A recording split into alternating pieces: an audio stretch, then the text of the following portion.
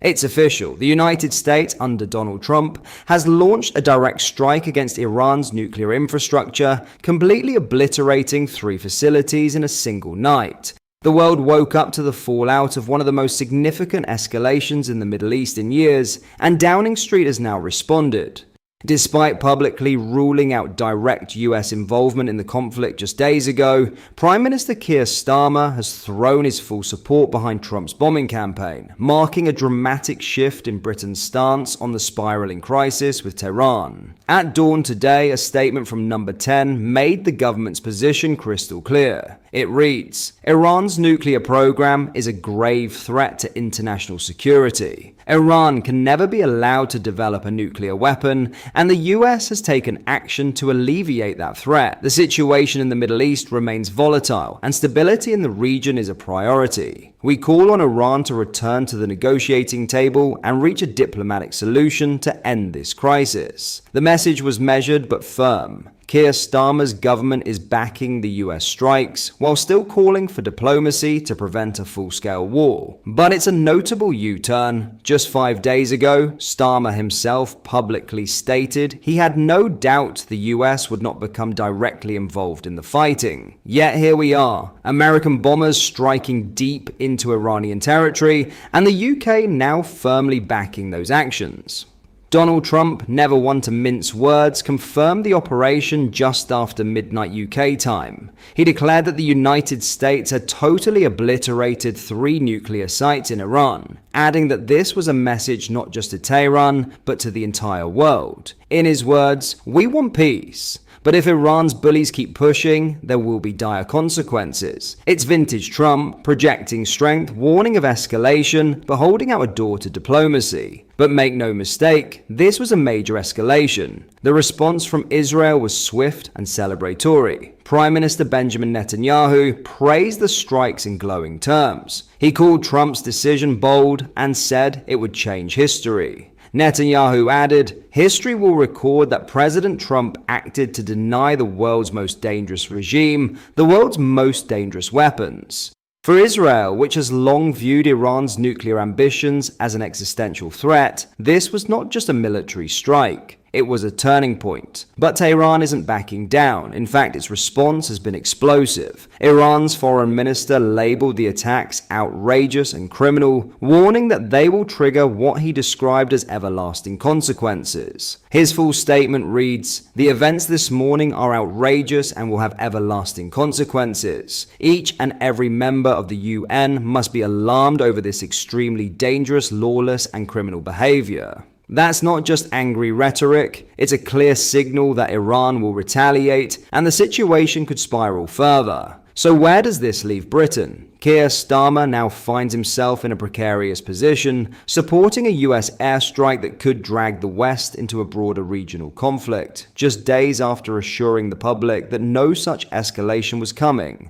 The pivot from no doubt to full support is already raising questions about the government's foresight and its ability to read the global landscape accurately. And with Iran now openly threatening long-term retaliation, the risk of a wider confrontation involving Israel, the United States, and potentially NATO allies has never been higher. The next 48 hours could be pivotal. Will Iran retaliate militarily? Will more Western nations take a side? And can diplomacy survive after such a decisive and destructive blow? This story is still developing. But one thing is clear, the world is watching and bracing for what comes next. In other news, Nigel Farage's Doge Efficiency Unit has revealed a customer survey has been handed out to asylum seeker hotels to get their residents' feedback on a range of issues. Boss of Reform's waste-cutting unit Zia Yusuf sounded the alarm over the feedback form circulated in migrant accommodation, writing on X that it will infuriate taxpayers.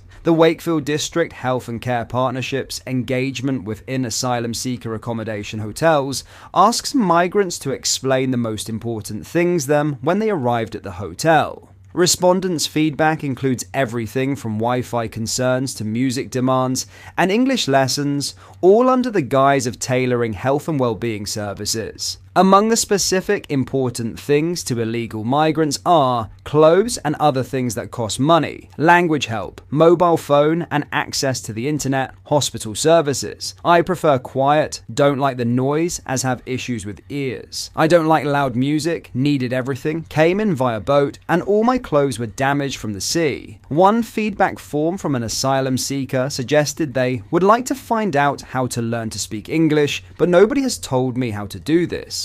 While another wrote, was stressed dealing with the asylum process and dealing with the government. Yusuf blasted the revelations as unfairness verging on wickedness, adding, hard-working taxpayers in this country are utterly dismayed by a bureaucratic class that care far more for illegal migrants than it does about them. He continued, read this customer survey done of illegal migrants and asylum seekers in the free hotels. They are informed of our new service to help with your health and well-being.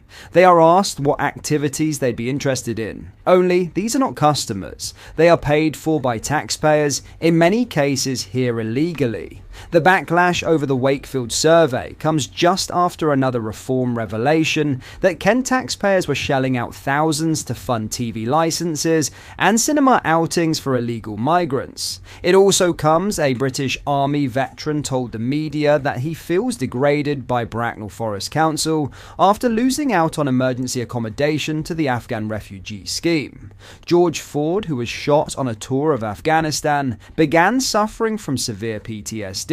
And he was eventually forced out of the house where he shared with his long-term partner. Bracknell Forest Council have failed to find him at home, but 300 Afghans are said to have been housed at a 4-star hotel in the area as part of the resettlement scheme. The controversy surrounding the Wakefield District Health and Care Partnership survey adds further fuel to the wider debate over the treatment of asylum seekers and the use of taxpayer money. Critics, including Nigel Farage's Reform Party, argue that the provision of tailored well-being services for migrants, many of whom they describe as being in the UK illegally, is a sign of misplaced priorities in government spending. With public frustration growing over perceived disparities between the treatment of migrants and struggling British citizens, such as veterans like George Ford, the political pressure on local authorities and national policymakers is likely to intensify. As concerns mount over fairness, transparency, and public accountability, the government may soon be forced to reassess how it balances compassion with fiscal responsibility. What do you make of these surveys and the demands made? Let me know your thoughts down below. What are your thoughts on what we discussed in today's video? Let me know down in the comments section below. If you've not yet already, make sure you do drop a like on this video and subscribe to the channel for more British content. Thank you, take care, goodbye.